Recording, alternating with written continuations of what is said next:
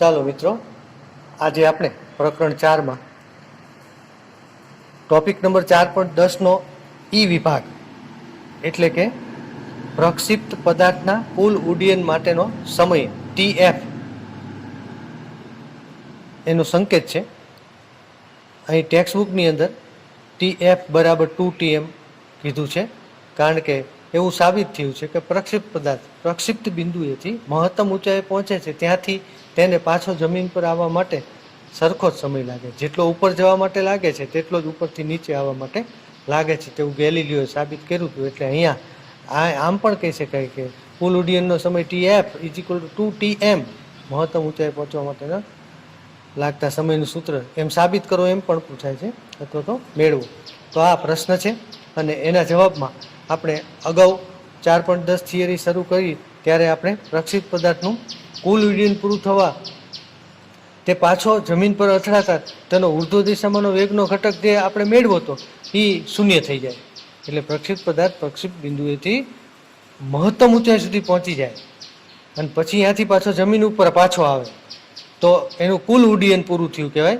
અને એ કુલ ઉડ્ડયન પૂરું થતાં તે પાછો જમીન પર અથડાય પટકાય ત્યારે એનો ઉર્ધ્વ દિશામાંનો યામનો ઘટક શૂન્ય થઈ જાય. મિત્રો, એ આપણે કહી શકીએ અગાઉ થિયરીમાંથી. તો આમ આ અગાઉ મેળવેલ વાયયામનું સૂત્ર છે આપણી પાસે થિયરીમાં 4.10માં. તો y બરાબર v0 sin θ 0 × t -1/gt² સમીકરણ છે, એમાં વાયયામ 0 થતાં આ સમીકરણ બરાબર 0 લખી શકીએ. અને કુલ ઉડ્ડયન માટેનો સમય ને સંકેતમાં આપણે TF કીધો છે, એટલે t ની જગ્યાએ TF મૂકશું. એટલે આમ આપણે એવું કહી શકીએ કે પ્રક્ષિપ્ત પદાર્થને પ્રક્ષિપ્ત બિંદુએ એટલે કે x0 y0 થી પ્રક્ષિપ્ત થયા બાદ જેટલો સમય ઉપર પહોંચવા માટે એટલે કે આ સમયનું સૂત્ર આપણે સાબિત કરેલું TM બરાબર v0 sin θ 0 / g. આ મહત્તમ ઊંચાઈ જે આપણે પ્રાપ્ત કરવા માટેનું પણ સૂત્ર મેળવેલું હતું એ પ્રાપ્ત કરવા માટે લાગતો સમય હતો. અને એ હવે આપણે એમ કહી શકીએ કે ગેલિલિયોએ આવું સૈદ્ધાંતિક રીતે પુરવાર કર્યું હતું ગાણિતીય રીતે. તો આપણે એમ વિચારી શકીએ કે જો આમ હોય એટલે કે TF બરાબર 2TM હોય તો સમીકરણ 1 આપણે એને આ કહી શકીએ. અને TF બરાબર 2 × TM ની કિંમત તો આપણી પાસે છે એટલે એ મૂકી દીધી, એટલે સમીકરણ મળ્યું TF બરાબર 2 v0 sin θ 0 / g સમીકરણ 2. અને આ સમીકરણ 2 એ કુલ ઉડ્ડયન માટેના સમયનું સૂત્ર થયું કહેવાય મિત્રો. તો હવે આપણે આ ટોપિક પૂરો કરી અને પાછો એનો છેલ્લો વિભાગ કે હવે પ્રક્ષિપ્ત પદાર્થ પ્રક્ષિપ્ત બિંદુએથી પ્રક્ષિપ્ત કર્યા પછી એને જમીન પર પાછો આવે ત્યારે તેને કુલ જમીન પર જ ઉદ્ગમ બિંદુએથી કેટલું અંતર કાપ્યું હોય છે એટલે એને કહેવામાં આવે છે અવધિ R. એટલે પ્રશ્ન બને છે પ્રક્ષિપ્ત પદાર્થે સમક્ષિતિજ દિશામાં કાપેલ કુલ અંતર કેટલું થાય પ્રક્ષિપ્ત ગતિ દરમિયાન, એટલે કે એ અવધિ જેટલું થાય. તો આ અંતર અવધિ R નું સૂત્ર આપણે સાબિત કરવાનું છે મિત્રો. તો આમ આપણે જાણીએ છીએ મુજબ પ્રક્ષિપ્ત પદાર્થના પ્રારંભિક સ્થાન x0 બરાબર 0 અને y0 બરાબર 0 છે. તો આ સ્થિતિમાંથી એટલે કે પ્રારંભિક સ્થિતિમાંથી અંતિમ સ્થિતિ એટલે કે x બરાબર R જેટલું અંતર સમક્ષિતિજ દિશામાં જમીન પર x અક્ષની દિશામાં અને y આમ તો 0 થશે. એટલે આપણે એમ કહી શકીએ કે x અંતર R જેટલું થાય તો આ સમક્ષિતિજ દિશામાં કાપેલા કુલ અંતરને એની અવધિ કહે છે. એવી વ્યાખ્યા પણ અહીંયા આપણે રજૂ કરી શકીએ. તેથી કહી શકાય કે અવધિ R જેટલા અંતર કાપવા માટે લાગતો સમય એ આપણે 2TM એટલે કે TF બરાબર 2TM કીધેલો છે અને મેળવેલું છે એ સૂત્ર. તો આમ આપણે અવધિનું મૂલ્ય સમક્ષિતિજ દિશામાં કુલ અંતર કેટલું કાપ્યું હોય તો અંતર બરાબર વેગના x ઘટકનું મૂલ્ય, અંતર બરાબર વેગ ગુણ્યા સમય પરથી, એટલે અંતર બરાબર વેગ ગુણ્યા સમય એટલે કે અવધિ R બરાબર વેગનો x અક્ષની દિશાનો ઘટક ગુણ્યા કુલ સમય એટલે કુલ સમય TF જેટલો થાય. એટલે R બરાબર v0 cos θ 0 તો અચળ હોય છે આપણે જાણીએ છીએ × TF એટલે સમીકરણ 1 મળ્યું. આ જે અવધિનું સૂત્ર થયું TF ની કિંમત મૂકી દઈએ આપણે જાણીએ છીએ તે મુજબ TF બરાબર 2 v0 sin θ 0 / g. આપણે આગળની થિયરીમાં આ સૂત્ર સાબિત કર્યું તો એ મુજબ આપણે નીચે પ્રમાણે અવધિનું સૂત્ર લખી શકીએ. R બરાબર v0 cos θ 0 × v0 cos θ 0 × v0 sin θ 0 2 / g. આ સમીકરણ 2 અને સમીકરણ 2 ને હવે આપણે એમ કહી શકીએ કે આ અવધિનું સૂત્રમાં જે V0 cos θ ઘટક છે એ અચળ છે, અને પછી કાઉન્સમાં આપણે TFની કિંમત લખી 2V0 sin θ0 છેદમાં G. એમાં અંશનું પદ છે એ આપણે જાણીએ છીએ કે sin 2 sin θ ઇન્ટુ cos θ બરાબર sin 2θ. એટલે આ સમીકરણમાં આપણે V0 સ્ક્વેરને અલગ પ્રથમ લખીશું, પછી ગુણાકારમાં 2 sin θ0 ઇન્ટુ cos θ0 લખીએ એટલે આપણને સૂત્ર મળે V0 square into sin 2θ0 divided by G. એ સમીકરણ આપણે આ સમીકરણ 2 નો ગણિતના સૂત્રનો ઉપયોગ કરી અને સમીકરણ 3 સ્વરૂપે આપણે પાછળ લખ્યું છે તે મુજબ લખી શકીએ.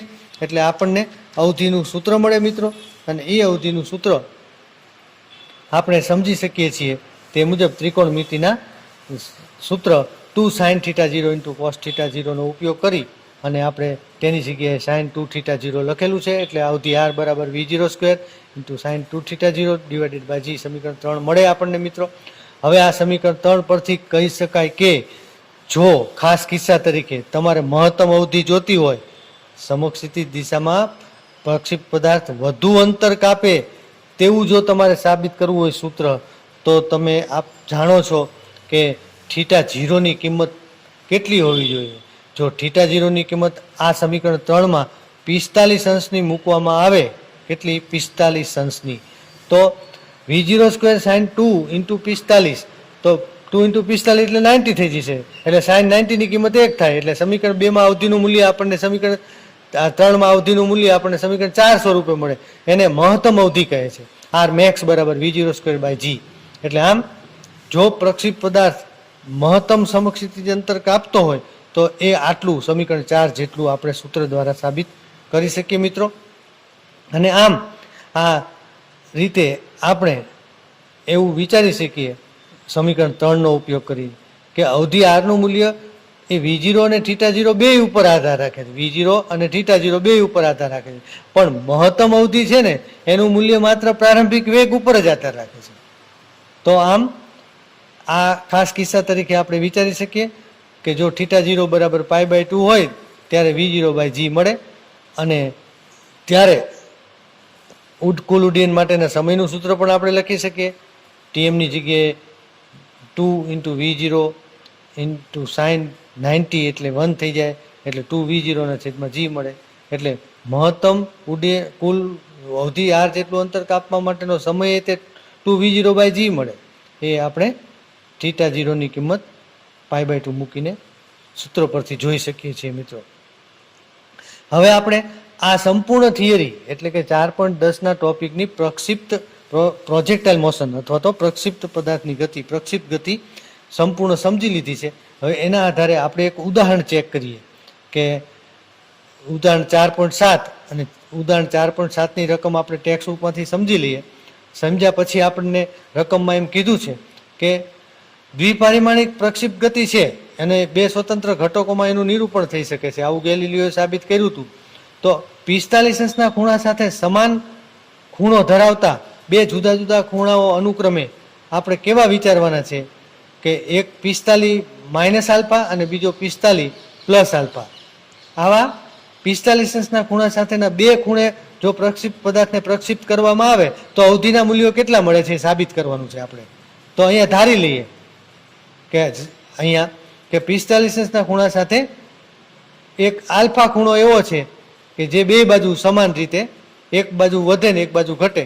તો 45 પ્લસ આલ્ફા અને 45 માઇનસ આલ્ફા ખૂણા ધરાવતા આ બે દિશાઓ, ખૂણા ધરાવતી આ બે દિશાઓમાં જો પ્રક્ષિપ્ત પદાર્થને પ્રક્ષિપ્ત કરવામાં આવે તો અવધિનું સૂત્રનો ઉપયોગ કરીને આપણે બે અવધિના મૂલ્યો શોધવા પડે. જે અવધિનું સૂત્ર આપણે જાણીએ છીએ R બરાબર V0 સ્ક્વેર sin 2θ0 છેદમાં G. તો પહેલા આપણે 45 પ્લસ આલ્ફા વાળા ખૂણે પ્રક્ષિપ્ત પદાર્થને પ્રક્ષિપ્ત કરીએ તો અવધિ કેટલી મળે એને R1 કહીએ તો R1 બરાબર V0 સ્ક્વેર sin 2 થીટાની જગ્યાએ 45 plus alpha divided by G.